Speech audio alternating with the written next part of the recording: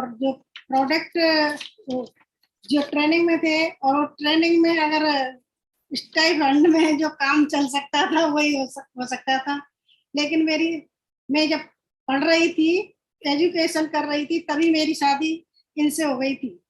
जब एजुकेशन पूरा नहीं हुआ, मैंने सोचा कि मैं जॉब कर लूंगी, पर इन्होंने मना कर दिया कि मैं जॉब नहीं कराऊंगा, क्योंकि लेडीज को तो घर में ही रहना अच्छा रहता है, बच्चों को पालना ही बहुत बड़ी बात होती है। लेकिन मैंने जब बच्चे हुए थे, तीनों बच्चे मेरी आ चुके थे और स्कूल में पढ़ाई शुरू कर दी थी बच्चों ने, तब ये बिजनेस हमारे जीवन में आया। और जो बिजनेस आया तब हमें पता चला कि बिजनेस, नौकरी नौकरी नौकरी के चक्कर में ये सारा कुछ अस्त व्यस्त हो रहा था। और जब ये सोच रहे थे कि कोई फ्रेंचाइजी कर लूं, कोई काम ऐसा करूं जो बच्चों के लिए और कुछ एक्स्ट्रा इनकम जनरेट कर सकूं। लेकिन ये बिजनेस हमारी जिंदगी में आया, तब हमने देखा इस बिजनेस को, और देखा तो इन्होंने था, ज्वाइन मेरे को कराया था। ये था इस बिजनेस की स्टोरी। और जब प्रोडक्ट आए थे तब कहा था चाहे ये प्रोडक्ट कैसे भी हैं, ये आपको यूज करने हैं। ये एक्स्ट्रा जो एक्स ब्रांड है, जो साबुन और हम सर्फ यूज कर रहे थे, वो उसी दिन हमने फेंक दिए, क्योंकि हमारे सपने बहुत बड़े थे और हम दोनों बहुत ही कुछ चाहते थे, अपने बच्चों के लिए भी चाहते थे और अपनी लाइफ को बेटर बनाना चाहते थे। इसलिए हमारे लिए किसी के दिमाग में ये नहीं आया कि ये प्रोडक्ट इतने अच्छे होंगे।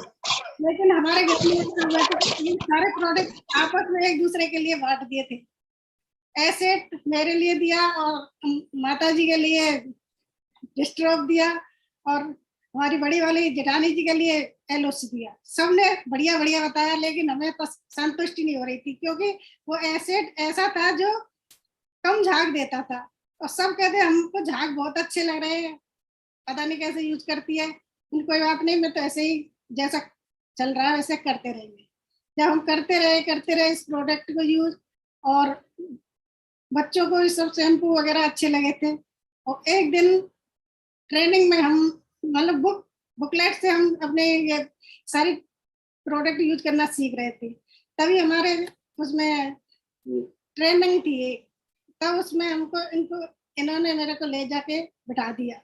और उस दिन जब प्रोडक्ट ट्रेनिंग देगी, उसके बाद हमने आज तक पलट कर नहीं देखा कि कैसे प्रोडक्ट हैं, क्या है। जो भी है वो हमारे लिए है। हमने सोचा ये सपना हमारा जो है वो पूरा होगा, इसी बिजनेस के थ्रू होगा, और इन्हीं प्रोडक्टों से होगा। जब कोई आता था हमारे घर पे, हम उन प्रोडक्ट के बारे में बताते रहते थे। अगर प्रोडक्ट अच्छे हैं तो लाइफ अच्छी होती चली जाएगी। सभी लोग इन प्रोडक्टों को यूज करते और ले जाते थे हमारे पास से, पर हम समझ में नहीं आता था क्या करें। इन्होंने तो छुट्टी भी ले ली थी, लेकिन छुट्टी ले ली थी, सब घर वाले कहने लगे पागल हो गया। और फिर भी हम इस बिजनेस को बहुत पैशनेट होकर दोनों जने बहुत ही अच्छे से कर रहे थे, प्रोडक्ट यूज कर रहे थे, ट्रेनिंग यूज करते थे, और घर में प्लान भी होता था, और बहुत सारे लोग भी आते थे और जाते भी थे। लेकिन ऐसे धीरे धीरे करते चले गए। लेकिन जब हमें संगीता भाभी जी और विनोद भैया से जब मिलना हुआ, तब हमारी समझ में आया कि ये बिजनेस तो बहुत बड़ा है, और हमारी अपलाइन हमारे साथ है, तो बहुत कुछ हम बना सकते हैं और बहुत कुछ हम सीख सकते हैं। बहुत सारी दुनिया की सैर इनों के साथ हमने की है, और जो शहर की है वो कम से कम 20-22 देशों की हमने यात्रा करी है इसी बिजनेस के थ्रू। और हम कह सकते हैं कि हमारे सभी बच्चे बहुत ही अच्छे हैं, और सभी अच्छे प्रोडक्ट यूज करते हैं, और ये बिजनेस को भी बना रहे हैं। और साथ साथ में हमारे साथ हमारी नातनियां हैं और नमासियां हैं, सभी इस बिजनेस को बहुत पैशनेट होके कर रहे हैं। आप कर सकते हैं। नए लोगों से यही कहूंगी कि आप इस बिजनेस को थोड़ा थोड़ा कीजिए, पर ईमानदारी और सच्चाई के साथ कीजिए, और बहुत बड़ा इस बिजनेस से पा सकते हो। God and God bless you.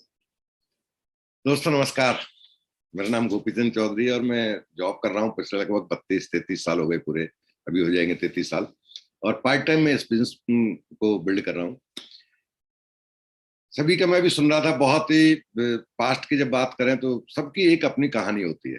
हर एक इंसान जिंदगी में चाहता कुछ है, होता कुछ है, करता कुछ है, ऐसी हर एक की कहानी। और जब हम किसी कहानी सुनते तो हमें लगता है हमारा इस कहानी, इसके इंसान की कहानी में क्या इंटरेस्ट हो सकता है।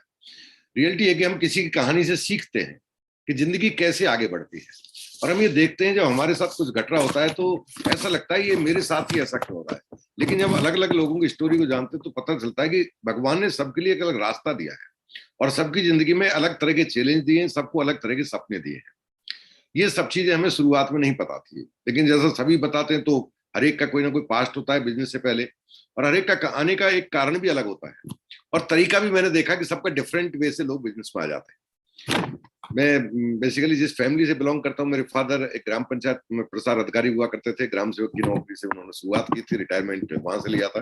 और हम 6 भाई बहन हैं, 3 भाई 3 बहन।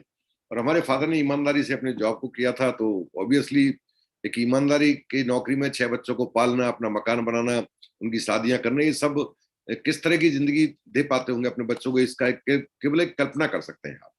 हम एक साधारण सी जीवन जी रहे थे, ना बहुत ज्यादा पैसा था, हम बहुत ज्यादा सुख सुविधाएं नहीं ले सकते थे, तो हमारे पास 2 वक्त की रोटी की कोई समस्या भी नहीं थी। लेकिन हर नौकरी वाले का एक सपना होता है कि उसका बेटा नौकरी करे। मेरा शुरू से कभी भी नौकरी में कोई इंटरेस्ट नहीं रहा। मैंने 11वीं तक अपनी पढ़ाई की और मैं पढ़ने में होशियार था। उसके बाद मैंने कॉलेज में एडमिशन लिया, बट मेरे दिमाग में ये था कि मैं कोई बिजनेस करूंगा। तो मेरे भाई को, बड़े भाई साहब को, एक तेल मिल खुलवाई थी मेरे फादर ने। थोड़े दिन के बाद वो तेल मिल में उनका इंटरेस्ट लूज हो गया, बट मेरा इंटरेस्ट उसमें बढ़ता चला गया और मैं पूरी तरह से तेल मिल में इन्वॉल्व हो गया। 12वीं के बाद मैंने अपनी पढ़ाई छोड़ दी और मैंने ये कहा था मैं बिजनेस ही करूंगा।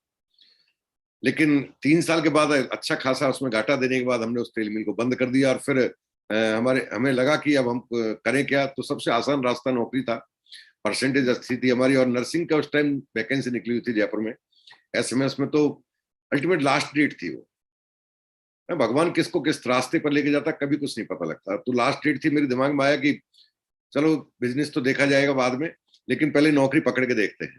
तो मैंने फादर से कहा था मुझे नर्सिंग की जगह निकली और मुझे उसमें एडमिशन लेना है। तो उन्होंने कहा मेरे पास तो 100 रुपए हैं, तू जाने तेरा काम जाने। ये बात है 86 की, लगभग 35 साल हो गए इन बातों को। तो उस टाइम 100 रुपए की कोई वैल्यू थी। मुझे अच्छी तरह याद है, डीग से, मैं डीग का बेसिकली बिलोंग करता हूँ, अभी मैं भरतपुर में शिफ्ट हूँ। तो वहां से 22 रुपए किराए के लगते थे। मैंने दिमाग लगाया 22 इधर से 22 उधर, 44 और इसका लगा के 50 रुपए का, 50 रुपए में फॉर्म वॉर्म भर के हम आ जाएंगे। तो मैं फॉर्म भरने गया तो मैं पहली बार किसी बड़े शहर को देखा, है ना। भरतपुर के बाद में अगर बाहर निकला तो पहली बार 86 में मैं निकला था। तो वहां जाके मैं जब देखा, पहली बार ऐसा देखा कि इधर से भी गाड़ी आ रही है, इधर से भी गाड़ी आ रही है, एक रोड अलग है, एक रोड अलग है। तो मुझे ये नहीं समझ में आया रोड को क्रॉस कैसे करूं। तो फिर वापस नारायण सिंह सर्किल गया और वहां से मैंने रिक्शे वाले को कहा मुझे एसएमएस हॉस्पिटल जाना है। मैं एसएमएस से वापस लौट के गया, मेरे सामने चैलेंज ये था मैं रोड को क्रॉस कैसे करूं। तो वहां से मैंने 2 रुपए उस टाइम रिक्शे वाले ने लिए थे, मैंने रिक्शे वाले को 2 रुपए दिए और मैंने उससे एक शर्त लगा दी थी, मुझे हॉस्पिटल के अंदर उतारना, क्योंकि वही तो चैलेंज था मेरे सामने। तो मैं हॉस्पिटल में, उसने उतारा और वहां जाके मैंने पूछा कहाँ सुप्रीडेंट ऑफिस है, वहां से फॉर्म लिया और मैंने फॉर्म भर दिया और मैं घर आ गया। और लगभग 1 महीने बाद लिस्ट निकली तो मेरा उसमें सिलेक्शन हो गया और बाद में मैंने एसएमएस से अपने आप को ट्रेनिंग के लिए वहां रूम लिया और मैं ट्रेनिंग करने लगा। ट्रेनिंग के दौरान फाइनेंशियल स्थिति हमारी यही थी कि मुझे एक, चूंकि व्हाइट पैंट शर्ट होते तो मुझे एक ही जोड़ी व्हाइट पैंट शर्ट दिलाया था मेरे फादर ने कि भाई मेरे पास यही है और व्हाइट शर्ट पैंट शर्ट यही है। तो मैं उसको 3 दिन पहनता था, फिर 1 दिन धोता था और फिर मैं अगले दिन फिर ट्रेनिंग करता। तो मैं एक जोड़ी में वहां से आराम से मैंने 1 साल निकाल लिया। घर से अनाज ले जाते थे, घर से घी मिल जाता था जो था। ट्रेनिंग करते करते हम, ट्रेनिंग के जैसी खत्म हुई तो ट्रेनिंग के 2nd ईयर में हमारा शादी हो गई थी। जैसा होता है हर एक के साथ, लेकिन हमारी कास्ट में ऐसा होता है, मैं जाति से जाट हूँ, चौधरी हूँ, तो हमारे यहाँ लोगों को ये लगता है। फिर खतरा भी ये था कि मेडिकल में नौकरी कर रहा है, पता नहीं किसको ले आए, तो डर था हमारे फादर दिमाग में। ठीक है, उनका अपना सोचना था, वो अलग बात है कि ये मिल गई वही काफी है, ठीक। तो वहां से हमारा 2nd ईयर में जब शादी हो गई, उसके बाद जैसे रिजल्ट आया तो रिजल्ट आने के विदिन 60 डेज मेरा पोस्टिंग हो गया। पहला पोस्टिंग मेरा जोधपुर था। जोधपुर पोस्टिंग के दौरान ही मुझे समझ में आ गया कि यार नौकरी तो नहीं, दिमाग में तो कीड़ा मेरे बिजनेस का घुसा हुआ था। तो वहां से मैं घी लाता था देसी पीपीएम भर के, जब मैं छुट्टी आता था और डीग में आके उस घी को बेचता था, तो मेरा किराया निकल जाता था। बाद में मेरा ट्रांसफर हो गया कुमेर, तो वहां कुमेर के बाद फिर मैं डीग अपने घर के पास नेटिव प्लेस मेरा जाए वहां के पास ट्रांसफर हो गया। तो वहां ट्रांसफर होते ही मैंने कोशिश की मैं किसी सब्जी उसकी ये फ्रेंचाइज लेता हूँ मिठाई वाली, ब्रिजवासी की, मेरे दिमाग में चल रहा था। हमारे बर्तन में एक बहुत बड़ा मेला लगता है, तो दिमाग में चल रहा है बात बिजनेसमैन, देखो जो अगर बिजनेस का कीड़ा होगा ना वो खुरापात करेगा, तो मैंने खुरापात करने के दौरान मेरे पास एक जीप हुआ करती थी बड़े भाई साहब के पास, तो मैं उस जीप को ले गया टोंक। टोंक से नमदा आते हैं, गलीचा आते हैं, ये अलग टाइप के जूट टाइप के होते हैं। उन गलीचों को मैं गाड़ी में भर के, गाड़ी के ऊपर लगा के, खुद चला के मैं बर्तन नुमाइश में लाया। और जब मैंने वो सामान उतारा दुकान ली किराए में, तो लोग देख रहे थे कि इनको खरीदेगा कौन बर्तन में। और मैंने माल बहुत था उसमें, और मेरा ये था मैं इसको बेच के दिखाऊंगा। तो मैंने वहां दुकान ली और उसको लगाया दुकान पे। 4 दिन तक मेरा एक भी नमदा नहीं बिका। मैंने काफी पैसा लग गया था। अब सोचा मैंने, यार एनालिसिस किया कि गड़बड़ कहाँ है। बाद में समझ में आया कि इतना पैसा लोग मेले में लेके नहीं आते। और ऑब्वियसली लोगों को पसंद तो आता है, बट इसलिए छोड़ जाते कि इतना अमाउंट उनकी जेब में नहीं होता है। तो मैंने वहां पर एक व्यक्ति को रखा, और रखने के बाद मैंने उसको, जो भी आते थे उनको बोलता था, यदि आपको पसंद है तो आप अपना एड्रेस दे जाइए, सामान आप जब मेला देख के जाएंगे टाइम बता जाइए, आपके घर पहुंच जाएगा। 4 दिन के अंदर मैंने गलीचे बेच दिए सारे सारे।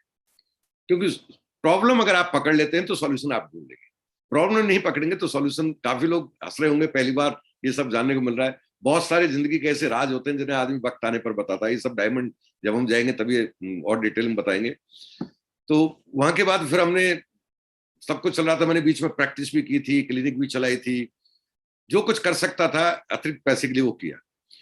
धीरे धीरे मेरा पोस्टिंग एक पीएससी पर मैंने करा लिया। पीएससी पे कराने का मेरा रीजन एक ही था कि वहाँ टाइम बहुत मिल जाता है। फील्ड में अगर आप नौकरी करते हैं तो वहाँ आप नौकरी में थोड़ा इधर उधर टाइम भी बचा सकते हैं, और मर्जी से थोड़ा बीच में छुट्टी मिल जाती है।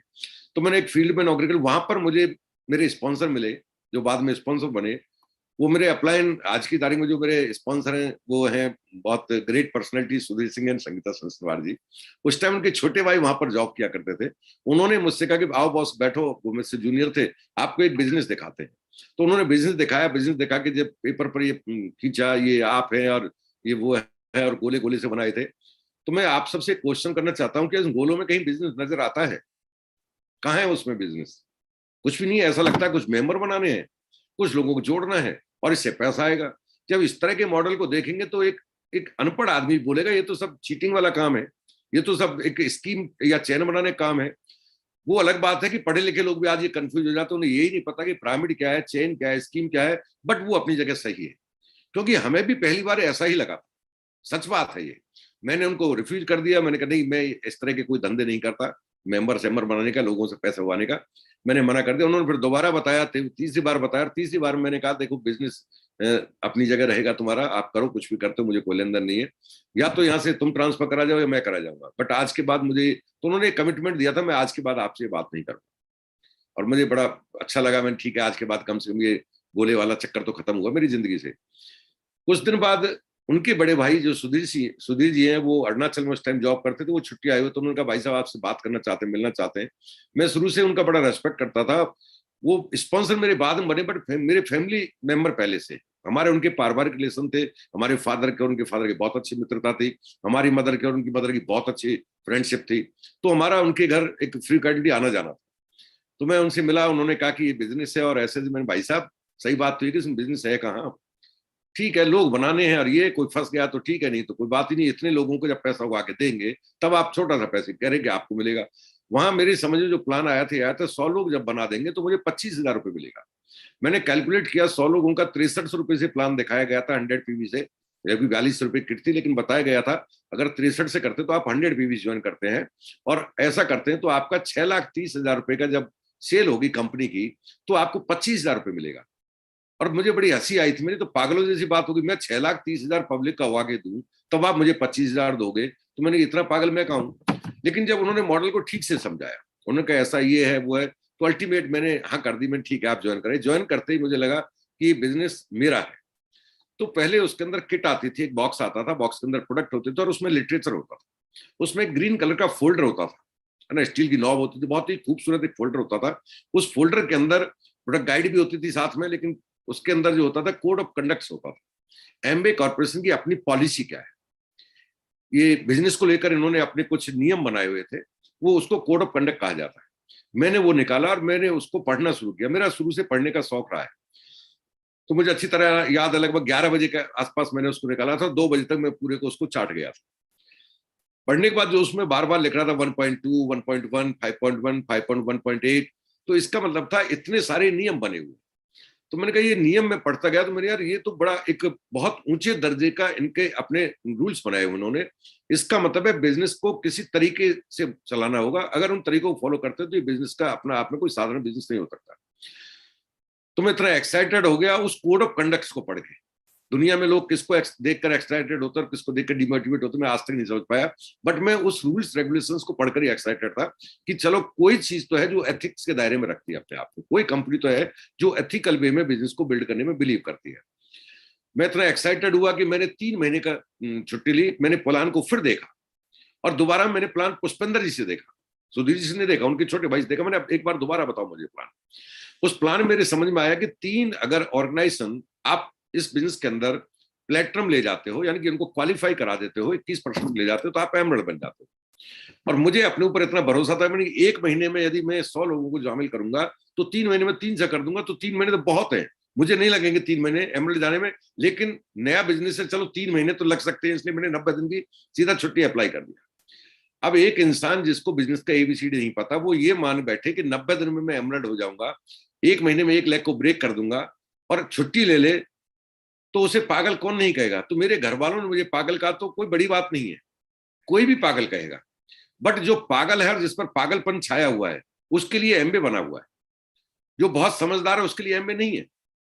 तो उस पागलपन के हमें जो दौरे पड़ते थे उस टाइम, उस दौरे का नतीजा रहा कि जिस दिन हमने कहा अब हम बिजनेस में कूदते हैं और इसे बिल्ड करते हैं, तो हमने एक रात में 63 लोगों को बिजनेस में ज्वाइन कराया था। सबको 6300-6200 रुपए से ज्वाइन कराया, पर 63 लोगों के हमने पैसे कलेक्ट किए। तरीका क्या था वो अलग बात है, ना तो हमें पता था बिजनेस मॉडल क्या है, कैसे दिखाएं, ना लोगों को बता सकते। जब पता ही नहीं था तो जो समझ में आता सिंपल बताते थे, आपके नीचे जब 100 होंगे तो आपको इतना पैसा मिलेगा। ऐसा प्लान यदि आज किसी को दिखाया जाए तो वो भी गुमराह हो जाएगा, और ऐसा प्लान यदि किसी एजेंसी के पास चला जाए तो वो तो हमें जेल पे उठा के डाल देगी, क्योंकि गलत हम नहीं थे, ना इंटेंशन गलत था ना हम गलत थे। जितना समझा वही तो बता सकते थे। आज भी किसी इंसान को जितना समझ आएगा वो उतना ही बता पाएगा, उसमें वो उसकी गलती है ही नहीं।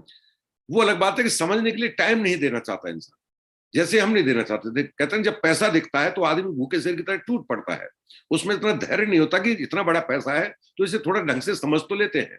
तो हम भी समझने को तैयार नहीं थे, इसलिए समझाने वाले नहीं थे, बट लोग आते गए। तो पहले महीने में हम 15% गए, ना तो हमें ये पता था कि थोड़ा सा अगर और बढ़ा दें तो हम 18% हो जाएंगे। हमें ये था कि क्या फर्क पड़ता है, 15 हो, 12 हो, 18 हो, हमें तो सीधा 21 की दौड़ थी, 21 जाना है। और 21 का मतलब समझ में आता था 100 लोग 6200 रुपए से, दैट इज 21%। इसके अलावा कुछ भी समझ में नहीं आता था। नतीजा क्या हुआ कि एक लेवल था हमारे पास, बड़ी जोर से तालियां बजी, हमें स्टेज पर बुलाया गया। हमें आज तक समझ नहीं हमें क्यों बुलाया गया, क्यों तालियां बजवाई गई, हमारे तो पैसा भी नहीं आया था हमारे पास। बट मुझे स्टेज फियर था, है ना। इसे बहुत अपने आप में दुनिया का सबसे बड़ा डर माना गया है। इस पृथ्वी पर अगर सबसे बड़ा डर है तो वो लोगों के सामने बोलने का डर है, जिसे ग्लोसोफोबिया कहते हैं। इसका कोई इलाज नहीं है, इसका इलाज केवल यही है कि लोगों के बीच में रहिए और कुछ मौका लगे तो आप बोलते जाइए। वो डेवलपमेंट करके इस डिजीज से को इंसान को इस डिजीज से मुक्त यही किया जाता है। तो वहां पर मुझे तो बड़ा डर सा लगा जब इन्होंने बुलाया। इवन मैं बिजनेस में बाद में पता लगा कि कुछ मीटिंग्स होती है, दिल्ली जाने लगा, तो या कहीं भी मीटिंग होती तो मैं अलवर जाता था। जब रिकग्निशन टाइम आता था तो मैं बाहर आ जाता था, और जब मेरा नाम बोलता तो मैं बाहर आके मुझे पैर कांपने लगते थे। मैं ये सोचता ये इस लेवल को भूल जाए। वो अलग बात है कि बहुत कम समय में 15 चले गए, या ये कहीं कम समय कहाँ लगने दिया हमने, तो हम तो एक रात के 15% है, 15% की जर्नी नहीं देखी हमने। बट इस बिजनेस का एक सिद्धांत हमने देखा है, आप तेजी से कहीं भी जा तो सकते हैं, बट स्टेप को आपको दोबारा से फॉलो करना पड़ेगा। या तो आप स्टेप बाय स्टेप चलिए, या स्टेप को जंप कर रहे हैं तो आपको एक बार टच करने के लिए तो आना पड़ेगा।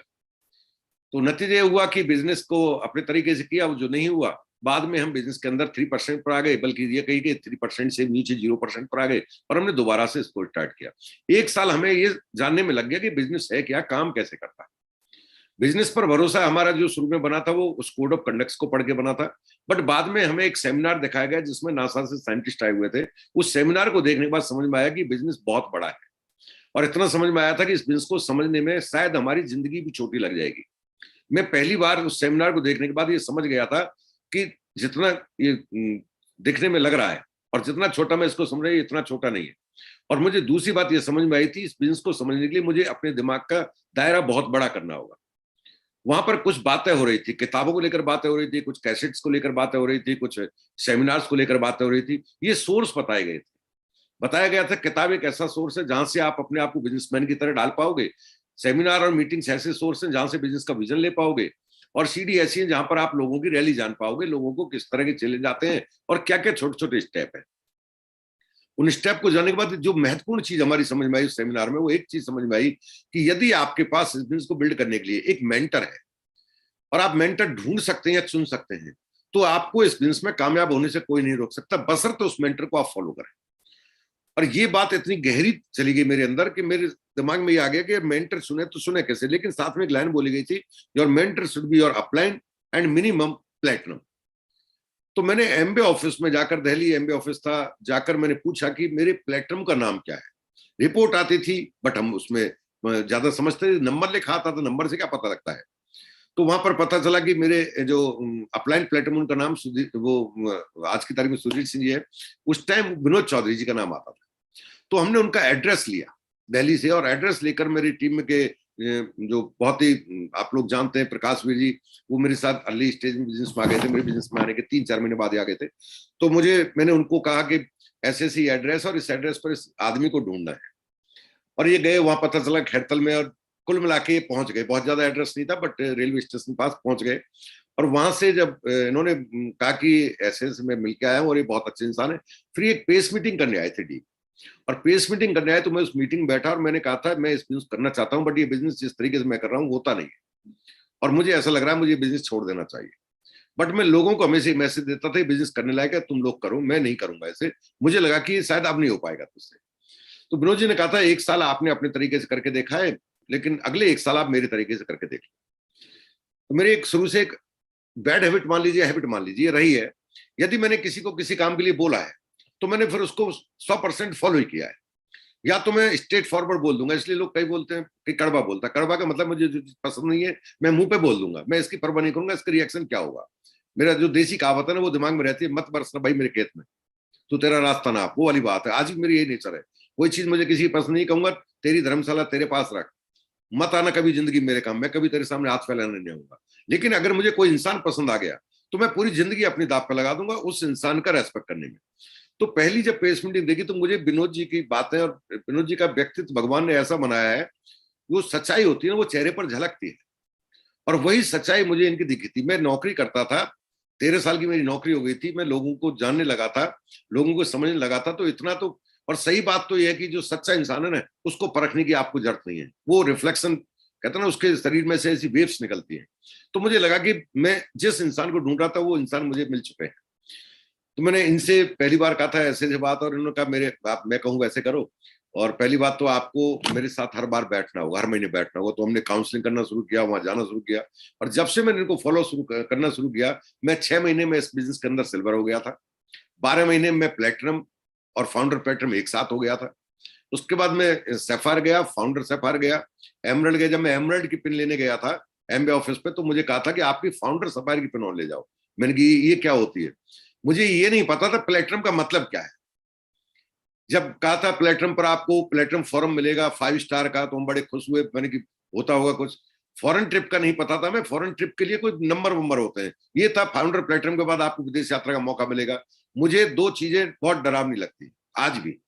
एक तो मुझे जो डर लगता है वो लगता है डांस करने से, है ना, मैं डांस वांस बिलीव नहीं करता। अलग बात है कि इस बिजनेस से सिखा दिया, अब नाच लेता हूँ छोटा मोटा, ठीक। जो लोगों के सामने बोलने से मुझे डर लगता ही था, साथ में मुझे डर लगता था इस बात से कि यदि मैंने किसी काम को वहां किया और वो नहीं कर पाया, तो मेरे बारे में वह शख्स क्या सोचेगा, दुनिया क्या सोचेगी, मैंने कई परवाह नहीं। तो वहां पर हमें पहली बार ट्रिप मिला जब मैं प्लेटिनम था, प्लेटिनम पर ही मुझे मिल गया था, एएलएस मैंने क्वालिफाई कर लिया था। ट्रिप से आने के बाद बिजनेस का और विजन बड़ा होता गया। तो ये इस तरह से कुछ जर्नी हुई, और हम एमरल्ड के बाद सीधे फाउंडर एमरल्ड गए। हमने इस बिजनेस से बहुत कुछ बनाया। सवाल ये नहीं कि हमने क्या बनाया, सबसे बड़ी बात है कि हमने इस बिजनेस के अंदर लोगों की जिंदगी को यू टर्न लेते देखा, जिनकी आप कल्पना नहीं कर सकते थे। अभी सतबीर जी बोल रहे थे, मैं जानता हूं, ये मेरे बहुत अच्छे मित्र हैं, मैं जानता हूं सतबीर जी जिस फैमिली बैकग्राउंड से निकले हैं, बोलते मेरे गांव में लाइट भी नहीं थी, है ना, एक मजदूरी का काम करते थे। यदि एमबीए नहीं होता तो इस तरह के लोगों की जिंदगी इस तरह से बदलने के मौके थे क्या, कहीं तड़फ थी, रास्ते ढूंढ रहे थे बट रास्ते नहीं थे। ऐसे न जाने कितने लोग हैं। मेरी टीम में मैं अगर बात करूं प्रकाश Veer ji, he is 12 qualified, 12 पास हैं, लैब टेक्नीशियन का अपना ट्रेनिंग कर रहे थे। अगर ये नौकरी लग भी जाती तो क्या करोड़पति बनने के ख्वाब रख सकते थे? देखो, ख्वाब तो दुनिया महाराज में देखता है, लेकिन ये भी मान लेता है ये तेरे बस का नहीं है। ये बिजनेस ही है जिसकी वजह से वो आज अपनी मर्जी की जिंदगी जीते हैं, बच्चों को अच्छी लाइफ दे पा रहे हैं। ऐसे अनगिनत उदाहरण देखे हमने, और ये चीज जब हम देखते गए तो हमें बिजनेस के ऊपर और भरोसा बढ़ता चला गया। सब कुछ यूं ही आसान नहीं हुआ। लोगों से जब बात करते थे, लोग तरह तरह की बातें करते थे। अभी मिसेज बता रही थी कि प्रोडक्ट की किट आई थी, हमने एक एलओसी हमारे घर में एक को दिया और एसेट एक को हमने रखा और डिस्टॉप हमने दिया। इसकी मतलब नहीं समझा, मैं दोबारा समझा देता हूँ। किट के अंदर प्रोडक्ट निकले, हमें लगा उनके ऊपर देख देख के कि ये कपड़े धोने के सारे प्रोडक्ट। हमें नहीं पता था किससे कपड़े धुलते हैं, तो हमने कहा एक आप रखो, एक आप रखो, एक हम रखें। मदर को दिया था हमने डिस्टॉप, और डिस्टॉप में आते हैं बहुत सारे झाग। तो जब मदर कपड़े धोती तो वो बोलती कि बहुत झाग आते हैं, हम कहते इसमें झाग नहीं आते। तो कई बार हमारी मदर से हमारी बहस हो जाती थी, मेरे ऐसा कैसे हो सकता है, बिजनेस हम कर रहे हैं, हमारे में झाग नहीं आए, मुफ्त में तुमको दिया, तुम्हारे में झाग आए, ऐसा हो कैसे गया? हमें नहीं पता था बर्तन धोने का है। अच्छा, एलओस में भी झाग आते हैं, लेकिन कपड़े हमारे ज्यादा साफ होते थे। हम अल्टीमेट मोटी बुद्धि से ये अनुमान लगा लेते थे मत आए झाग, कपड़े तो हमारे साफ ज्यादा है ना। और फिर हमने यहां तक किया सर, आप में तो बहुत सारे लोग हंसेंगे आज, हमने 500 ml एक बार में डाल के देखा, झाग तो आए, अल्टीमेट वो झाग नहीं आए। हमने सब्र कर लिया, मैंने नहीं आया तो मत आओ, बट हम इसको करेंगे अपने तरीके से। खत्म होते प्रोडक्ट लेते, खत्म होते रेट वेट, हमने कभी इन चीजों की परवाह नहीं की। नतीजा ये रहा कि बिजनेस में जब लोगों से बात करने लगे हम, तो कुछ सवाल हमारे सामने आने लगे और हमने उनको हमेशा फेस किया। सीखने की मेरी शुरू से बहुत मतलब कैपेसिटी अच्छी रही है। सीखता हूं तो डूब के सीखता हूं, नहीं सीखता तो उस तरफ झांकता भी नहीं। जो मुझे नहीं सीखना ना, मैं सीखूंगा नहीं, फिर चाहे दुनिया कुछ भी कहे। नहीं सीखना यार, तू कर ले भाई, तू सुपर हो जा, मुझे नहीं करना कुछ भी, मैं तो सीखूंगा जिसको सीखूंगा। मुझे प्रोडक्ट का एक वो लगा कि मुझे प्रोडक्ट को सीखना है। मैं दिल्ली वीकली जाता था, प्रोडक्ट ट्रेनिंग होती ही दिल्ली थी। मैं जयपुर भी गया एक दो बार, लेकिन जयपुर और दिल्ली की ट्रेनिंग मैंने कंपेरिजन किया, दिल्ली की अच्छी है। और जब मुझे घर से ही जाना, मेरे लिए दोनों बराबर थे, किराया लगना है, तो मैंने दिल्ली जाएंगे। तो अमर प्रकाश जी और ऐसे करके धीरे धीरे लोगों को साथ लेके जाने, कौशल जी को लेके जाने लगे, हम दिल्ली जाने लगे। वहां से जो सॉरी सीख के आते, उस ट्रेनिंग को अपने डिस्ट्रीब्यूटर के बीच में खड़े होकर करते, डेमो करते। और मैं रेट कंपेरिजन में एसेट पर आज आपसे 30 मिनट मिनिमम बात कर सकता हूँ, सिर्फ एसेट। मैं हर प्रोडक्ट पर आपसे आधे आधे घंटे बात कर सकता हूँ। मैं इतनी गहराई में गया उन प्रोडक्ट्स की में, और समझ में आने लगा। फिर मैं ये चैलेंज करने लगा, इससे सस्ता, इससे अच्छा प्रोडक्ट ढूंढ के देखा। जब इतने ही अच्छे और इतने ही सस्ते प्रोडक्ट हैं, तो फिर हमारे प्रोडक्ट को लेकर बार बार तरह तरह के लोग तरह तरह की बातें क्यों करते हैं? इसलिए करते हैं कि जब पहली बार हमारे हाथ में प्रोडक्ट आया था, हमने भी इसको नहीं समझा था। दो चीजें दिमाग में हमेशा चलती हैं लोगों के में, मेरे में भी चली थी। एमबे का है तो ओवर एक्सपेक्टेशन होती है। ऐसा लगता है एमबे के एसिड से कपड़े धोएंगे तो धुलने के साथ प्रेस भी अपने आप हो जाएगी शायद, इसी ओवर एक्सपेक्टेशन कहते हैं। क्योंकि 900 रुपए का लिया है ना हमने, वो फिर 9 से दिखता है दिमाग में, वो 9 रुपए पर लोड नहीं दिखता, 900 रुपए का। और बाहर भी बोलते हैं, कई तो चौड़े को बोलते रिश्तेदार में, हमें ना, हम 900 रुपए के से तो अपनी शर्ट धोते हैं, वो भी चौंक जाता है। ऐसे लगता है जैसे एक शर्ट में 900 रुपए के झोंक देते हैं हम। बट कई बार हम बड़ा बनने के दिखाने के लिए, कई बार हम धीगे हाँकने के लिए, कई बार हम अपनी कंपनी को प्रमोट करने के लिए हम गलत तरीके से स्टेटमेंट दे देते हैं, जिसकी वजह से लोगों में भ्रांति आना स्वाभाविक सी बात है कि एमबे के प्रोडक्ट तो बहुत महंगे हैं। लेकिन जब इसकी ट्रेनिंग ली हमने, समझ में आने लगा, मैं एक एक प्रोडक्ट के बारे में बता सकता हूं, इनसे सस्ता, अच्छे की तो भूल जाइए, इनसे बेहतर तो कोई बना ही नहीं सकता। ये सब मैंने जाना इस अपनी जर्नी के दौरान। मैंने ये जाना कि एसेट की अगर हम बात करें, एसेट तो छोड़ो साइड में, जितने भी हमारे होम केयर के प्रोडक्ट हैं, इनको बनाने के लिए जिन पानी तक का इस्तेमाल, जिस पानी का इस्तेमाल किया जाता है, उस पानी को 3 बार प्योरीफाई किया जाता है। जिस पानी को आप पीते हैं घर में बड़े ब्रांड का आरओ लगाकर, वो सिंगल टाइम फिल्टर होता है आपका, जिसको आप आंत के अंदर लेके जाते हैं। और हम तो कोई भी होम केयर का प्रोडक्ट ऐसा आता ही नहीं है जिसे आप बॉडी के अंदर डालें, उसमें 3 बार फिल्टर किया जाता है। इंग्रेडिएंट की बात करो, फूड इंग्रेडिएंट इस्तेमाल किए जाते हैं, यानी ऐसे इंग्रेडिएंट जो चाहे आपके घर के अंदर प्रोडक्ट इस्तेमाल होते हो, लेकिन खाने योग्य चीजों से बने, अंदर चले जाए तो कोई नुकसान नहीं होता। आपकी स्किन को डैमेज ना करते हो, यूनिवर्स को नुकसान ना पहुंचाते हो, आपकी पॉकेट के साइज में आ जाते हो, आपको मर्जी की जिंदगी जीने का अवसर देते हो, आपको बिजनेस करने का मौका दे देते हो, ये क्वालिटी जब देखी तो फिर कोई कुछ भी कहता रहा, फिर फर्क नहीं पड़ता। मेरे सामने किसी भी इंसान को आज बैठा दो, किसी भी प्रोडक्ट पर वो मुझसे बात कर ले, मैं उसको प्रोडक्ट सेल कर ही दूंगा, क्योंकि मैं प्रोडक्ट सेल करने में गुड सेल्समैन नहीं हूं, बट मैं फैक्ट्स को बहुत अच्छे से ट्रांसफर करना जानता। दम फैक्ट्स में है, आप फैक्ट्स को दीजिए, प्रोडक्ट में दम कितना है ये वो जांच लेगा। और अच्छा और आसान काम क्या हो जाता है, जब कंपनी आपको इस काम के लिए 100% रिटर्न पॉलिसी देती है। कॉर्पोरेशन कहता है कि हम तो उस टाइम ये भी नहीं पता रिफंड पॉलिसी है, कॉर्पोरेशन कहता है आप खुद इस्तेमाल कीजिए, अपने मिलने जुलने वालों परिचितों को भी आप अगर प्रोडक्ट देते हैं, उन्हें पसंद नहीं आता है तो उनका भी हम खुला हुआ प्रोडक्ट वापस करेंगे। इसके बीच में एक बहुत बड़ा झोल है, और वो झोल कितना बड़ा है वही तो मजेदार है। मैं एमबीए करता हूं, मैं कंपनी से ये प्रोडक्ट खरीदता हूं, आज इस प्रोडक्ट का नाम एक्स है, मुझे कंपनी कहेगी मेरा बिल हो गया, 30 दिन के अंदर आप प्रोडक्ट को वापस कर जाइए, अगर 30 दिन से ज्यादा हो जाएंगे तो हम आपसे वापस नहीं लेंगे, यू आर डिस्ट्रीब्यूटर, आपको समझ है या समझ लेने का मौका देते हैं, तो 30 दिन मोर देन एनफ, काफी सफिशिएंट टाइम है। लेकिन मैंने इस प्रोडक्ट को जनवरी में खरीदा, बट मेरे जो ग्राहक ये हैं, इनको मैंने अप्रैल में बेचा, आफ्टर 3 मंथ। इन्होंने इस प्रोडक्ट को अप्रैल में खोला, इस्तेमाल किया, और इनको 25 अप्रैल को समझ में आया कि प्रोडक्ट में मुझे नहीं लगता कि एक्सपेक्टेशन के बराबर इक्वल करा उतर रहा है, ये प्रोडक्ट को लौटा सकती है हिंदुस्तान के किसी भी कोने में। मैंने प्रोडक्ट को 853 रुपए में खरीदा, इनको मैंने 900 रुपए में बेचा, एमआरपी पर बेचा। इनको मैंने रसीद दी, बाकायदा कॉर्पोरेशन की जो एक ऑथेंटिक रसीद है, मैंने उस रसीद को इस्तेमाल किया, मैंने इनको दी। ये हिंदुस्तान के किसी भी कोने में एमबीए ऑफिस में जाकर प्रोडक्ट को लौटाएंगे तो इनको 900 रुपए मिलेंगे, क्योंकि रसीद इनके पास 900 की है। मैंने 853 में खरीदा था, मैं लौटाता तो मुझे 853 मिलते। पता ही नहीं होता लोगों को, वैसे चिल्लाते सामान बड़ा महंगा है, बर्बाद हो गए। मुझे एक चीज बताओ, एमबीए में बर्बाद होने का कोई एक रास्ता ढूंढ के बता सकते हो आप? इस हाथ पैसे देते हो, उस हाथ माल लेते हो। पैसा आपका कंपनी खाते में नहीं जमा कराती, कहीं नहीं करती, एक अकाउंट बना रखा कंपनी ने जिसमें रखती है। ये 30 दिन कंपनी मानती है ये पैसा हमारा नहीं है, ये ग्राहक की धरोहर है हमारे पास, और ये सुरक्षित होती है। कॉर्पोरेशन 30 दिन तक इस पैसे को कहीं भी खुर्द-बुर्द नहीं करता है, क्योंकि हो सकता है 30 दिन के अंदर मेरा ग्राहक मेरे सामान को वापस दे जाए, तो मैं इसको उठाकर ये पैसा दे दूंगा। तो एक्चुअल में आप पे नहीं करते हैं, आप अपने प्रोडक्ट के अगेंस्ट एक जमानत राशि जमा कराते हैं। उस राशि को कंपनी सुरक्षित, जब 30 दिन का ड्यूरेशन निकल गया, कंपनी को लगा आप सेटिस्फाई हैं, तब कंपनी कहती है मेरा प्रोडक्ट अब सेल हुआ है, अब वो प्रोडक्ट पैसे को कहीं भी काम ले। ये जानकारी नहीं होती, बट चिल्लाने माहिर होते लोग। लोग कहते हैं सब एमए में बर्बाद हो जाते हैं, मुझसे कहते हैं, मैं इसलिए कह रहा हूं, मैं नहीं कहता कि आपसे कोई कहता नहीं कहता है, क्यों मुझसे तो यहां तक कहा था तू बर्बाद हो जाएगा। मैंने ये कैलकुलेशन करके बताया, मेरे पास पैसा है नहीं, फालतू खर्च करने को नहीं है, लोन में लेता नहीं हूं, उधार में विश्वास नहीं करता। एक नंगा आदमी बर्बाद कैसे हो जाएगा, मुझे ये तो समझा दे कोई। है ही नहीं मेरे पास, मैं कहां से बर्बाद होऊंगा, कैसे बर्बाद हो जाऊंगा?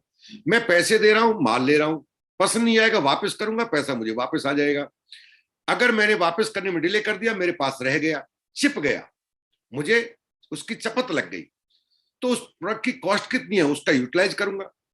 अगर वो महंगा निकल आया, बाई चांस 100 रुपए महंगा चला गया, तो 100 रुपए में तो मैं बर्बाद होने वाला नहीं। कुछ लोग कहते हैं लोग साहब अपनी प्रॉपर्टी बेच के एमबीए ज्वाइन किया। जब एमबीए को जब उस जमाने में मैंने किया, तब अधिकतम राशि 4200 ली जाती थी। आज तो पैसा लिए नहीं था, प्रॉपर्टी बेची किस लिए थी उसने, क्या दिखाना चाहता था? एमबीए कभी नहीं कहता कि आपको, आप एमबीए करते हैं तो गाड़ी लेना अनिवार्य है, कभी नहीं कहता। एमबीए कभी नहीं कहता फला पिन पर आपको गाड़ी लेनी होगी। एमबीए नहीं कहता आप गाड़ी के साथ फोटो खिंचाइए। एमबीए नहीं कहता आप अपनी गाड़ी को अचीवमेंट के बतौर दिखाइए। आपने गाड़ी ली अपने शौक के लिए ली, एमबीए नहीं करते तो भी बर्बाद होना था। तो ये मिथ्स है, ये भ्रांतियां हैं जो हमारी लाइफ में इस बिजनेस के दौरान हमने देखी थी, बिजनेस ड्यूरेशन में। इस तरह की बातें आपके साथ में जब आप पढ़ोगे बिजनेस के बारे में, हमने बहुत सारी चीजें इसलिए नहीं पढ़ी कि हम लोगों को बहुत पता है। मेरा प्लान आज भी सबसे सरल होता है, ये मैंने विनोद जी सीखा है। सामने वाले इंसान को बस पैसा कैसे आएगा और बिजनेस क्या है, सिंपल प्रोडक्ट है, नहीं कर पाए तो कुछ खोगे नहीं, और करना चाहोगे तो आगे संभावना से भरा हुआ बिजनेस है, इतनी सी बात समझानी है। लेकिन इतनी समझाने के लिए आप नॉलेज ना ले, ऐसा नहीं है। आपका कॉन्फिडेंस और भरोसा, फेथ जब यहाँ टॉप पर होगा तो आप अपने भरोसे को ट्रांसफर करते हो। शब्दों की कोई ताकत नहीं है, शब्द कितना बोल दोगे आप। शब्द तो झूठा भी और अच्छे तरीके से बोलता है और लच्छेदार बोलता है, लेकिन फिर भी सामने वाला क्या कहता है, नंबर 1 फेंकू है। कैसे पकड़ लिया उसने? क्योंकि उसकी बात में वो भरोसे वाली बात नहीं होती। उसकी बातें तो होती हैं, सब तो होते हैं, पर वो दम वाली बात नहीं होती। वो कॉन्फिडेंस लाने के लिए स्टडी करने की जरूरत है। तो कॉन्फिडेंस पैदा हो, इसके लिए मैंने इस बिजनेस को बहुत समझा। क्योंकि लोग भूत वाली कहानी बहुत सुनाते थे एमबीए के बारे में। बाद में पता चला कि मैंने एक बिजनेस हैंडबुक आती है ना, अभी नहीं आती, 450 रुपए की बहुत मोटी किताब, मैंने उसको 3 बार पढ़ा है, अंडरलाइन है। अभी भी मैं 2-3 दिन पहले उसको देख रहा था, उसमें कंपनी के बारे में देख रहा था। कंपनी का बहुत कम लोग जानते हैं, आज भी कंपनी जो देखते हो इतनी सी नहीं है ना, जो दिखते हो आपको यही बहुत बड़ी है, बट इससे कई गुना बड़ी है। इस कंपनी के सिस्टर्स कंपनी बहुत है, और जो हम बोलते हैं 110 उसमें ग्लोबल है। इवन मेरे पास एक किताब हाथ लगी थी, और वो किताब थी बातें जुने वाले। उसकी बड़ी चर्चाएं होती थी उस टाइम की, बातें जुने वाले है क्या। एक्चुअली में कॉर्पोरेशन के ऊपर देखिए, जब भी कोई तेजी से उठता है तो लोगों के शक जाते हैं। बात कंपनी की नहीं है, बात आपकी और हमारी भी है। हम और आप कल तक साधारण से जिंदगी जी रहे थे, अचानक से हमारा 2 मंजिल का मकान बन जाए, हमारे घर पर महंगी सी गाड़ी खड़ी हो जाए, हमारा चलने का तरीका बदल जाए, हमारे लोगों का एसोसिएशन बदल जाए, तो लोगों की आंखें हमारी तरफ उठना स्वाभाविक बात है कि करता क्या है इस नौकरी में। तो संभव नहीं है। नौकरी कोई भी हो, हर आदमी जानता है नौकरी की सैलरी कितनी मिलती है, और हर आदमी ये जानता है कि किस नौकरी में नंबर 1 की संभावना है और किस में नंबर 2 की संभावना है, ये सब जानते हैं। लेकिन उस नौकरी से मैच नहीं खाती जब आपकी जीवन शैली, तो लोग आप पर उंगली उठाते हैं, आपकी तरफ शक की नजरों से देखते हैं।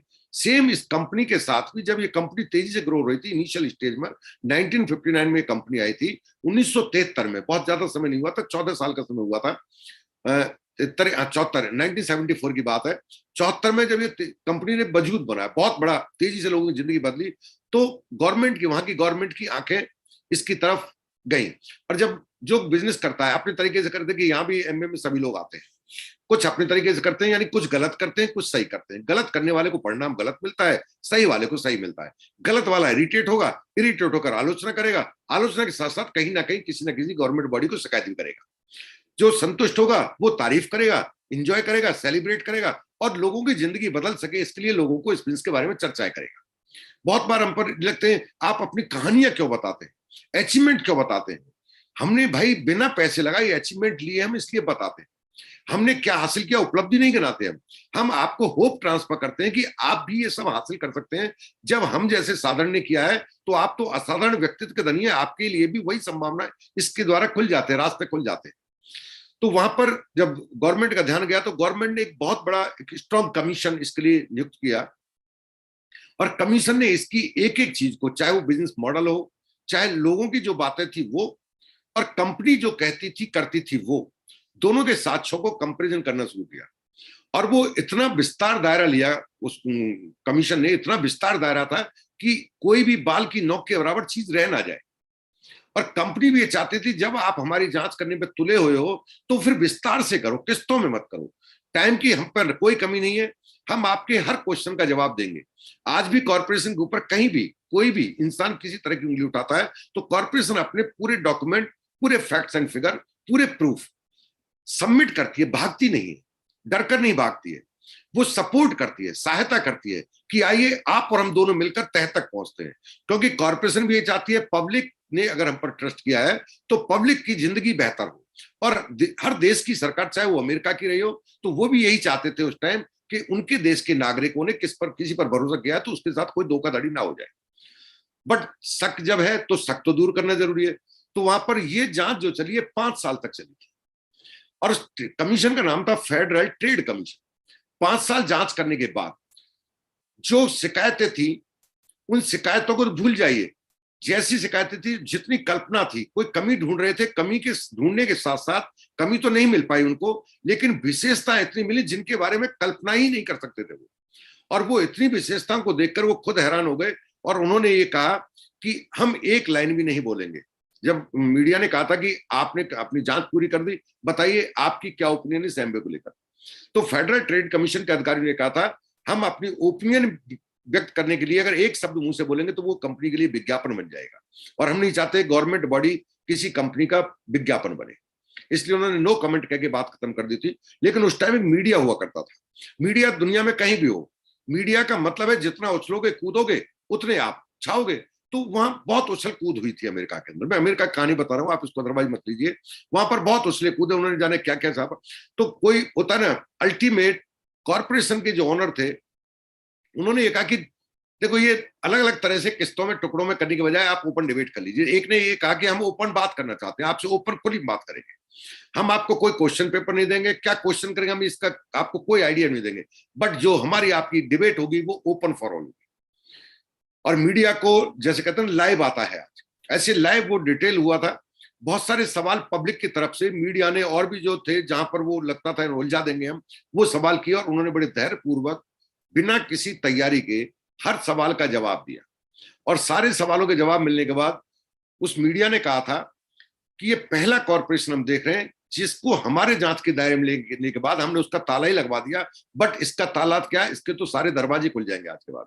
और वो पूरी जो जांच थी, जो बहस थी और जो मीडिया के साथ बातें हुई थी, जो कमीशन के साथ बात हुई थी, उन सबको एक किताब में लिख दिया गया। किताब का नाम है वादे जो निभाने हैं, कीप योर प्रॉमिसेस। जब हमने इस तरह की कहानी पढ़ी तो हमारा फेथ बढ़ता चला गया। फिर क्या हुआ, क्या घटा, कहां घटा, और ऐसा सिर्फ यूएस में नहीं हुआ, ऐसा लगभग लगभग हर देश की कहानी है हमारे पास। चाइना में भी ऐसा हुआ कॉर्पोरेशन के साथ, और भी देशों के साथ हुआ। क्योंकि जब कोई चीज इतनी बड़ी तेजी से लोगों की जिंदगी बदलती है, समस्या एक ही होती है, आम आदमी बेहतर हो क्यों रहा है, आम आदमी की जिंदगी बदल क्यों रही है। और ये बात चौंकाने वाली होती है। और इन बातों को चौंकाने के लिए, क्योंकि अगर मैं बात करूं चाइना की, तो चाइना के लिए चौंकने वाली बात थी जब चाइना गवर्नमेंट पूरा एफर्ट ही डाल रही थी अपनी जनता को आगे लाने के लिए। उन पर बड़े बड़े मॉडल थे, प्लान थे, उनके कमीशन थे, प्लानिंग कमीशन थे। उसके बावजूद वो लोगों को रोजगार उतनी तेजी से, जीवन शैली और रोजगार के रास्ते नहीं खोल पा रही थी, उससे कहीं ज्यादा तेजी से उस देश में एमबे खोल रहा था। तो वहां की गवर्नमेंट के कान खड़े होना स्वाभाविक सी बात थी। तो उन्होंने भी इसको जांच के दायरे में लिया और जांच में इसको सही पाया। नतीजा क्या हुआ कि डायरेक्ट सेलिंग के नाम पर समस्या एमबे नहीं है कभी भी। समस्या क्या है कि एमबे के नाम का सहारा लेकर बहुत सारे लोग जो गलत करते हैं वो एमबे जैसे बोल के सामने वाले के दिमाग में बैठा देते, एमबे जैसा, अच्छा यही है क्या एमबे। वो कहता है, कई तो इतने दावे भर देते, नहीं ये नहीं है एमबे जो हम बता रहे हैं, ये एमबे जैसा ही है बट हम एमबे से बेहतर है, एमबे का ये नहीं पकड़ सकते वो। और ये सब चीजें कहीं ना कहीं कंफ्यूजन पैदा करती है, जो सच्चाई ईमानदारी से बिजनेस बनाते हैं उनके लिए थोड़ा चैलेंज पैदा कर देती है। लेकिन 110 देशों में जब कॉर्पोरेशन हर तरह की जांच और हर तरह की उनको सहयोग करते हुए, सपोर्ट करते हुए, फैक्ट्स फिगर को देते हुए, पूरे जो भी डाटा मांगा वो देते हुए जब सही से निकलती है, तो वहां पर ये बिजनेस और तेजी से ग्रो करता है। हर देश की कहानी ये पाई गई है। जब भी किसी कमीशन को फेस किया है, उसके बाद एमबे कॉर्पोरेशन ने अपने बिजनेस को उस कल्पना जो करते हैं उससे कई गुना तेजी से बिजनेस को बढ़ाया। इवन बिना किसी जांच के दायरे में आए हुए किसी भी देश में कॉर्पोरेशन 10,000 करोड़ को टच ही नहीं कर पाया। अगर कॉर्पोरेशन 10,000 करोड़ से ऊपर जाने का एक गोल बनाता है तो ऑब्वियसली उसको वहां जांच, अब सही बात तो ये कि देखो एक आम पब्लिक और एक आम मीडिया जांच करे तो क्या तो कॉर्पोरेशन आंसर दे और क्या उसके जांच से हो जाएगा, क्या उसको सपोर्ट करने से कॉर्पोरेशन फायदा हुआ। कॉर्पोरेशन चाहती है हमें जांचे तो कोई बड़ी एजेंसी जांचे, जांचे तो कुछ सरकार जांचे, और हर देश में उसने ऐसा किया है। अगर कल को ऐसा यहां होता है या हो रहा हो तो ये ऑल आर पॉजिटिव साइंस ना, ये सब अच्छे लक्षण है। क्योंकि दूध का दूध और पानी का पानी होना जरूरी है। वो पानी उनके लिए हिस्से में चला जाएगा जो बोलते हैं वी आर लाइक एम्बे, और दूध आपके हिस्से में आ जाएगा। उस दूध से कुछ समय बाद आप पनीर बना लेना, आप मक्खन बना लेना, this is your choice, but future बहुत ब्राइट रहेगा। आपका कुछ नहीं लगा। मेरे पास उन लोगों तक के मैसेज आए जिन्होंने प्रोडक्ट नहीं खरीदा कभी, जिनको एमबे से कोई लेना देना नहीं है। मेरा कैरियर 22 साल का एमबे में लगा हुआ है, उनका 22 घंटे का नहीं लगा हुआ। वो एमबे के बारे में बोलते हैं कि आज एमबे के बारे में आपने कुछ सुना क्या, आपने कुछ सुना क्या। मैं कहता हूं मैंने क्या सुना, तैने क्या सुना, इसमें जमीन आसमान फर्क है। जो मैंने सुना वो तू सुन लेगा, तेरे कान के पर्दे पड़ जाएंगे, और जो तू सुनता है उसे मैं सुन लूंगा, तो मैं आज एमबे में नहीं होता, है ना। जो तू सुनता है वो तू सुनता रहे, और जो मुझे सुनना है वो मैं सुनूंगा। मेरी बारी आएगी तो मैं सुनाऊंगा, और तेरी बारी आए तो तू सुनाना। मुझे सुनने वाले लाखों लोग होंगे, तुझे सुनने वाला कोई नहीं होगा। थोड़ी देर के बाद तू सुनाने लायक नहीं बचेगा, मैं सुनाने लायक नहीं, मैं बहुत कुछ बताने लायक बच्चा रहूंगा। तो ये आपकी अपनी मान्यता है, आपको फेथ करना होगा। आपको इसलिए फेथ नहीं करना है कि आप एमबे करते हैं, आपको इसलिए एमबे पर भरोसा करना है कि लोग आप पर भरोसा करते हैं। थाउजेंड्स पीपल का ट्रस्ट है आज, वो गोपीचंद चौधरी पर भरोसा करते हैं। बड़े बड़े लीडर जो हमारी टीम के प्रकाश जी जैसे, वो मुझे एक पेरेंट फिगर मानते हैं। मेरे कुछ दायित्व हैं उनको लेकर। विनोद जी के अपने दायित्व बढ़ जाते हैं, मेरे जैसे बहुत लोग विनोद जी पर ट्रस्ट करते हैं। सचिन जी के दायित्व और ज्यादा बढ़ जाते हैं, विनोद जी के, उनके रामराव के दायित्व और ज्यादा बढ़ जाते हैं। जिस पर जितने ज्यादा लोग भरोसा करते हैं उनके दायित्व बढ़ जाते हैं, और जब दायित्व बढ़ते हैं तो अपने दायित्व को निर्वहन करने के लिए उनको बहुत सारे संभल कर बोलना होता है। वो आम आदमी की तरह नहीं बोल सकते, आम आदमी की तरह बहस नहीं कर सकते, आम आदमी की तरह बात नहीं करते। वो अपनी एनर्जी को एक घटिया इंसान के लिए अपनी एनर्जी को वेस्ट नहीं कर सकते, उसको अपने लीडर के लिए अपनी एनर्जी को बचाना होता है। उपलब्धि की बात करें तो मिसेल बताते हम पूरी दुनिया में घूमे, इसमें से 20-22 देशों में घूमे हैं, और सबसे बड़ा जो इसका एमबीए का जो अचीवमेंट मैं कहूँ वो है लोगों का, जो लोग हैं उनके साथ अपनी मित्रता, अपने रिलेशनशिप। इतने प्यारे दोस्त हमें मिले इस बिजनेस के अंदर, इतने अच्छे दोस्त हैं हमारे पास। हम एमबीए भी नहीं होते तो कल्पना भी नहीं कर सकते थे कि ऐसे में दोस्त मिलेंगे, कभी सोच ही नहीं सकते थे हम। ऐसे लोग हमारे जैसे इंसान को पास बैठाते ही नहीं, क्योंकि हम एमए में नहीं होते तो हम जैसे 22 साल पहले थे, हम आज 22 साल उसी रास्ते पर चलते हुए उससे तो 3 गुना खराब हो चुके होते। उस टाइम हम बहुत अच्छे इंसान नहीं थे। अच्छाइयां तो हमारे अंदर एमबी की वजह से आई ना, नौकरी की वजह से तो अच्छाई नहीं आई हमारे अंदर। नौकरी तो मेरी जिस डिपार्टमेंट नौकरी वहां तो अच्छाई आने की संभावना ही नहीं थी, बट यहाँ अच्छाई आती चली गई। तो हमने देखा जो दोस्त बने, हमने कभी इस बिजनेस के अंदर ये देखा कि यहाँ ना कोई क्रॉस लाइन देखी हमने, ना कोई डाउन लाइन, कुछ ऐसा ही नहीं। अभी तो कॉर्पोरेशन पार्टनर बोलता है, मैंने शायद ही कभी अपनी डाउनलाइन को डाउनलाइन कहा हो, नहीं। मेरे फ्रेंड है, मेरे बिजनेस पार्टनर है ना, हम सब मिलकर काम करते हैं। बिजनेस एसोसिएट में ज्यादा यूज करता था वर्ड को। आज की तारीख में हम बात करें तो किसको क्या इंटरेस्ट है, एक बाप को इंटरेस्ट है उसका बेटा ग्रो करे, इसके अलावा दुनिया में किसी का कोई इंटरेस्ट नहीं। ईश्वर जी इस बिजनेस में, मुझे बाद में पता लगा मेरे क्रॉस लाइन, मुझे नहीं पता था शुरू में, विनोद जी आए थे। इवन मैंने अपनी हेल्पलाइन, जिन्हें आप क्रॉस लाइन कहते हैं मैं हेल्पलाइन कहता हूँ, मेरे हेल्पलाइन के प्लान को देखकर मैं मोटिवेट हुआ था, नरेश जी का प्लान देखकर मोटिवेट हुआ था। ईश्वर जी से मैंने जितना सीखा है ना, मैं ये तो नहीं कहूंगा जितना विनोद जी सीखा उससे ज्यादा सीखा, बट जितना विनोद जी सीखा उतना ही मैंने ईश्वर जी से सीखा। इनके अंदर सिखाने की क्षमताएं हैं। अच्छी बात क्या कि अगर इनके पास क्षमताएं, और ये उसी टीम का हिस्सा है जिस टीम से जिसे कहते हैं गुरु भाई है, तो ऐसा मौका आपको मिलेगा कहाँ। बहुत लीडर है हमारे पास, बहुत लीडर है। इससे यहाँ हर आदमी का एक इंटरेस्ट होगा, आप ग्रो करें। हर आदमी चाहेगा आप जिंदगी में आगे बढ़े। आज भी हम कहीं बात होती है तो ठीक है, हमारे रिलेशन इस तरह के कि उनके बिजनेस में क्या हो रहा है हमें नहीं पता होता, हमारे में क्या हो रहा है हमें नहीं, उन्हें नहीं पता होता, लेकिन हम ग्रो करें उन्हें पता होता है, और वो ग्रो करें हमें पता होता है। हम दिल से तमन्ना जब अपने लिए दुआएं करते हैं कि ईश्वर हमें डायमंड बना दे, तब हम उतनी ऊपर वाले से दुआएं ये भी करते हैं, हमें ही नहीं बनाना, ईश्वर जी को भी डायमंड बना दो, नरेश जी को भी डायमंड बना दो, हमारे विनोद जी का ऑर्गेनाइजेशन को पूरा और बड़ा कर दो, राम राकेश जी का ऑर्गेनाइजेशन और बड़ा कर दो। मांगते हैं तो सबके लिए मांगते हैं। ये वैल्यूज कहां से लेके आओगे आप? इन्हें कोई कैसे समझ लेगा, इन्हें कोई कैसे बता देगा? ना तो एक दिन में समझ में आने की चीज है, ना ये 1 घंटे में समझ में आने की चीज है। इसके लिए आपको जिंदगी झोंकनी पड़ती है। एमबी को यहां से बिल्ड करते हैं, एमबी यहां से बिल्ड होता नहीं है। जिसने यहां से बिल्ड किया वो तो चला गया, जो यहां से बिल्ड करता है। और कहते हैं जब आपके दिल से बात निकलती है तो वो बात बहुत दूर तक जाती है और बहुत लोगों तक जाती है। आपको केवल भरोसा करना है कि हम दुनिया में छाए हुए 60 साल 62 साल का ट्रैक कम नहीं होता है। शायद ही किसी की उम्र है आप में से 62 साल की। आपकी 62 साल की उम्र में ना जाने कितनी जिंदगी में उतार चढ़ाव देखे हैं आपने। अगर आप बात करने लगो तो पूरी रात निकल जाएगी, इतने उतार चढ़ाव है आपकी अकेली इंडिविजुअल जिंदगी में। तो क्या एमबी की जिंदगी में उतार चढ़ाव नहीं होंगे 62 साल में? आप अगर जीवित हैं तो 62 साल में कई बार ऐसे मौके आए होंगे जब आप उदाहरण देते होंगे, मैं बाल बाल बचा था। कई बार तो बस के नीचे आने से रुक जाते हैं, कई बार कोई घटना घट जाती है, लेकिन हम बच गए ना। तो ऐसी जब हमारी जिंदगी में कहानियां हैं तो एमबे तो करोड़ों लोगों का परिवार पालता है, करोड़ों लाखों लोगों की जिंदगी को बदला है, लाखों लोगों के सपने की जिंदगी दी है एमबे कॉर्पोरेशन ने। तो क्या इसके साथ कहानियां नहीं जुड़ेंगी? बिल्कुल ऑब्वियसली जुड़ना स्वाभाविक सी बात है। जो भी बड़ा होगा कहानी तो होगी, और कहानी होगी तो वो कहानी सिर्फ पॉजिटिव नहीं होगी, नेगेटिव भी होगी और पॉजिटिव भी होगी। नेगेटिव और पॉजिटिव दोनों की कहानी मिलकर बनती है, उसे कहते हैं संघर्ष की कहानी। और संघर्ष की कहानी जो होती है वही लोगों की जिंदगी बदलती है। आपको केवल इतना ध्यान रखना है, दिस इज राइट टाइम, ये सही समय है। फैक्ट्स के बारे में बात करो लोगों से, लोगों को आप बिजनेस के पॉजिटिव जो चीज है उसके बारे में बात करो, आप सुनो। अगर एमबे में कहीं कमी होती तो आपको क्या लगता है आईएएस ऑफिसर बिजनेस को कर रहे होते? आईएएस ऑफिसर्स के वीडियो हैं, आप देखिए, सर्च कीजिए, आपको मिलेंगे। एक नहीं एक से ज्यादा आईएएस ऑफिसर कर, आईआईटी टॉपर्स कर रहे हैं, यूएस से अपने कैरियर को छोड़ के आ गए। जिसका कोई कैरियर की सी नहीं मिलता उसको, वो बोलता है मेरी तो जिंदगी दाव पे लगी। तेरी तो जिंदगी जी नहीं रहा, तू दाव पे लगा क्या दिया भैया? जिंदगी उनकी दाव पे लगी हुई जो यूएस के 2% लाइफ स्टाइल को एंजॉय करते थे, उनकी दाव पर लगी है जो वाइस प्रेसिडेंट के टाइटल को जीते थे, उनकी दाप पर लगी हुई जिनका रेंच के ऊपर मकान था समुद्र के ऊपर, उनकी दाप पर लगी हुई जो अरबपति थे, जो सब कुछ ब्राइट फ्यूचर को छोड़कर यूएस की नागरिकता को छोड़कर इंडिया में बिजनेस बिल्ड करने आ गए, उसे कहते हैं उनका कैरियर दाप पे लगा।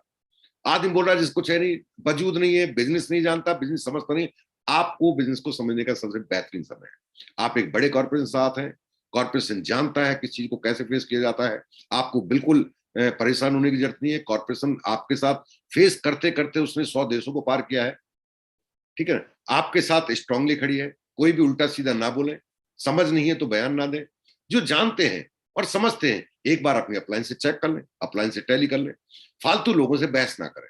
आपने पिछले कुछ दिनों में कॉर्पोरेशन किसी से बहस करते देखा? नहीं, बात करती है कंपनी अपने लीडर्स के साथ, बहस नहीं करती, कभी किसी के साथ बहस नहीं करती।